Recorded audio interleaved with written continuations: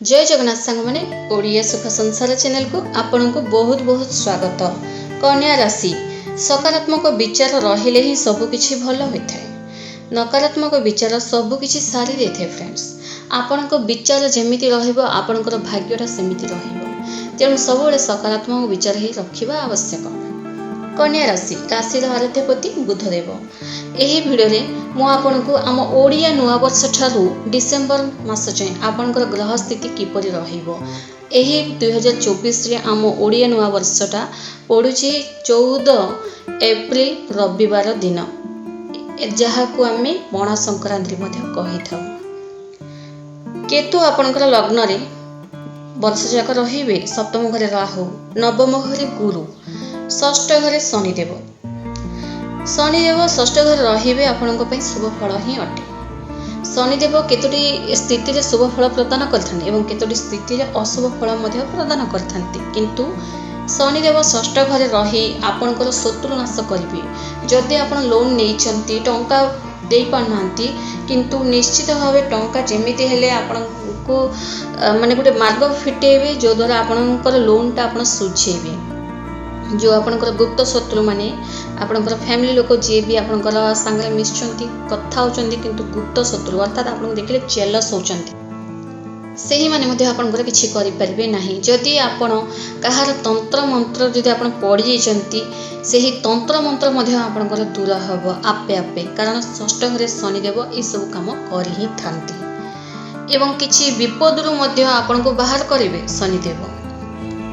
ऋण शत्रु मध्य दूर हेबे। केतु लग्न रहिबा एवं सप्तम घरे राहु रहिबा कौन होइते ना देखंतु दाम्पत्य जीवन टिके गड़बड़ देखा जिवो। सप्तम घरे राहु दाम्पत्य जीवन ए जो एप्रिल रु डिसेम्बर मास भितर दाम्पत्य जीवन आपणकर गड़बड़ ही रहिबो। मनरे नाना प्रकार विचार चलिबो। याडे केतु लग्न रही अर्थात चंद्रमा ऊपर रही केतु आपणक मन को हलचल करेबे। याडे राहु सप्तम घर रही आपणक दाम्पत्य जीवन को गड़बड़ करेबे। ये जो एप्रिल रु डिसेम्बर यही जो रही आपणक दाम्पत्य जीवन ही ठीक ठाक रहिबो नाही। जदि आपण पार्टनरशिप रे जदि किछि बिजनेस करचंती बिजनेस रे दुई पार्टनर को भितर शत्रुता मध्ये देखा दे पारे किछि ओडे कथा को नै, किंतु मैं आपनको प्रतिकार मध्ये कहिबी चिंता करंतु नाही। दुई दाम्पत्य भितर छोट छोट कथा रागरुषा मध्ये देखा दे पारे। रागरुषा एमिति भी हेई पारे सी कथाटा घर परिवार लोकन को मध्ये जाई पारे। गोटे कानरु दी कानरु चारि कान होई आपणक कथा कोर्ट किचेरी आड़ को मध्ये जाई पारे। तेणु सावधान। जदि आपणकर दाम्पत्य आपन जदि किछि कहउचंती छोट छोट कथा रागरुषा करंतु नाही एवं निजर किछि जिद्दी गुण जोगु ही आपन निज गोड़े ही आपण निजे कुराड़ी मारिला भाया किसी गोटे एमती कम करेंगे जोड़ा कि आपन को किसी फैमिली लोक आपन को देखिले रागरुषा करिपारंती। तेणु सावधान। आपण जदि किसी एमती कम जदि करूचंती तो टिके सतर्क ही रहिबा आवश्यक। गुरु आपण भाग्यस्थान रहिबे। गुरु आपणकर भाग्यस्थान रही शुभ फल ही प्रदान करेंगे। आपणकर सुख सुविधा बढ़िबो। बहुत बढ़िया रही टंका पैसा बहुत सारा इनकम करेंगे। आपणकर बिजनेस आपन ग्रो करेंगे। वैवाहिक जीवन कली झगड़ा ही आपन टिके रहिबे किंतु कली झगड़ा टिके दूरे रहिबा उचित।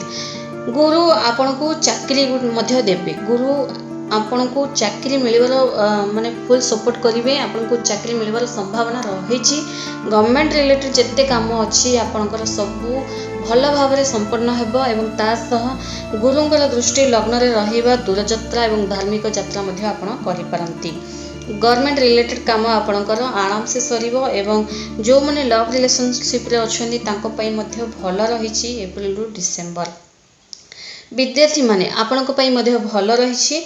आपणकर जेमिति अल्प परिश्रम रे जेमिति आपण अल्प ही रिजल्ट करले सेमिति आपणको अधिक परिश्रम करले आपण अधिक रिजल्ट पाइबे। अर्थात आपणकर परिश्रम अनुसार डिपेंड करे कि आपणकर इच्छाटा केते जाय रहिछि विद्या को नै, कारण परिश्रम आपणको निहाती करबा को ही पड़िबो। कन्या राशि देखंतु ये जो एप्रिल डिसेम्बर सबकिछि आपणकर भल रही। खाली दाम्पत्य जीवन ही आपणकर गड़बड़ रहिबो। तेणु कन्या राशि वाले जदि एप्रिल डिसेम्बर मास भितर जदि विवाह करने को चाहूँगी तो भावी चिंती विवाह करने उचित। किछि आपणकर भूल डिसीजन आपणकर फ्यूचर मध्ये खराब कर देइथाय। ଏବଂ ନିଜର ଯାହା ବି ପ୍ଲାନ୍ ଅଛି କରିବାକୁ ଯାଉଥିବା ପ୍ଲାନ୍ ଅର୍ଥାତ୍ ଆପଣ ଯଦି ଗାଡ଼ି କିଣିବାକୁ ଚାହୁଁଛନ୍ତି କିମ୍ବା ଘର କିଛି ପ୍ରପର୍ଟି କିଣିବାକୁ ଚାହୁଁଛନ୍ତି କିମ୍ବା ପ୍ରପର୍ଟି ନିଜ ନାଁରେ କରିବାକୁ ଚାହୁଁଛନ୍ତି ତ ଗୋଟେ କଥା ଜାଣି ରଖନ୍ତୁ, କେବେ କାହା ସହିତ ସେୟାର କରନ୍ତୁ ନାହିଁ। ସେଟା ଆପଣଙ୍କ ସାଙ୍ଗ ବି ହୁଅନ୍ତୁ, ଆପଣଙ୍କ ବେଷ୍ଟ ଫ୍ରେଣ୍ଡ ବି ହୁଅନ୍ତୁ କି ଆପଣଙ୍କ ରିଲେଟିଭ୍ ମଧ୍ୟ ହୁଅନ୍ତୁ, ଆଖପାଖ ଲୋକଙ୍କୁ ଟୋଟାଲି ସେୟାର କରନ୍ତୁ ନାହିଁ। କାରଣ ଆପଣଙ୍କୁ ବହୁତ ଜଲ୍ଦି ନଜର ଦୋଷ ମଧ୍ୟ ଲାଗିଥାଏ।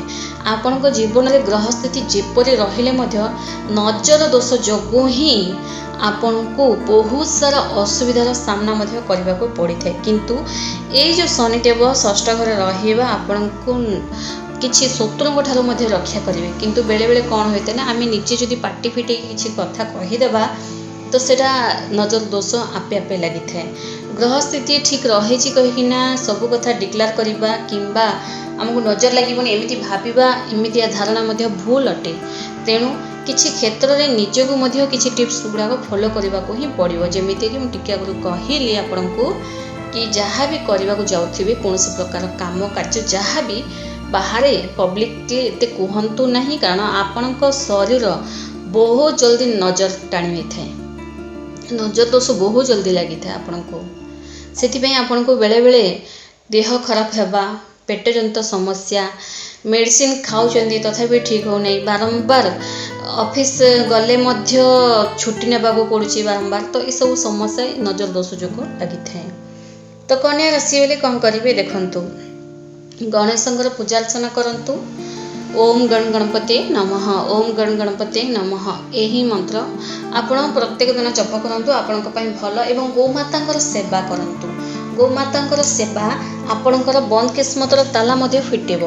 ଗୋମାତାଙ୍କୁ କେମିତି ସେବା କରିବେ? କିଛି ଫଳ କିଣି ଆଣିକି ଗୋମାତାଙ୍କୁ ଖୁଆନ୍ତୁ, ନଚେତ୍ ରୁଟି ବନେଇକିନା ଖୁଆନ୍ତୁ, ନଚେତ୍ ଘାସ ମଧ୍ୟ ଖୁଆନ୍ତୁ, ଯଦ୍ୱାରା ଆପଣଙ୍କ ବାଣୀ ଠିକ୍ ରହିବ।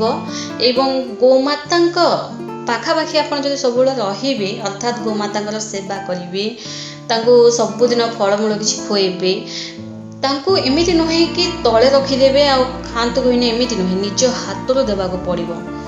ଯଦି ଗୋମାତାଙ୍କୁ ଯଦି ଆପଣ ସବୁଦିନ ଆସିବେ, ଛୁଇଁବେ, ଆପଣଙ୍କ ଶରୀରରେ ଥିବା ନଜର ଦୋଷ ଆପେ ଆପେ କଟିବାକୁ ଲାଗିବ। କୌଣସି ତାନ୍ତ୍ରିକ ବିଦ୍ୟାର ଜରୁରୀ ନାହିଁ, ଆପେ ଆପେ କଟିବାକୁ ଲାଗିବ। ଯଦି ଗୋମାତାଙ୍କୁ ଯଦି ଆପଣ ସବୁଦିନ ସ୍ପର୍ଶ କରନ୍ତି ଏବଂ ତାଙ୍କଠାରୁ ତାଙ୍କ ମୁଣ୍ଡ ଉପରେ ଆଉଁସି ନିଜ ମଥାରେ ରଖିବେ, ମୁଣ୍ଡିଆ ମାରିଲା ବେଳେ ଏମିତି ଯେଉଁ କରିବେ, ତ ବହୁତ ବଢ଼ିଆ ଆପଣଙ୍କ ପାଇଁ। ଆପଣଙ୍କର ନଜର ଦୋଷ ଯୋଗୁଁ ହିଁ ଆପଣଙ୍କର କିଛି କାମ ଏମିତି ବନ୍ଦୀ ହେଇ ପଡ଼ିଥାଏ, 10 ବର୍ଷ 20 ବର୍ଷ କାମ ମଧ୍ୟ ବନ୍ଦୀ ହେଇ ପଡ଼ିଥାଏ।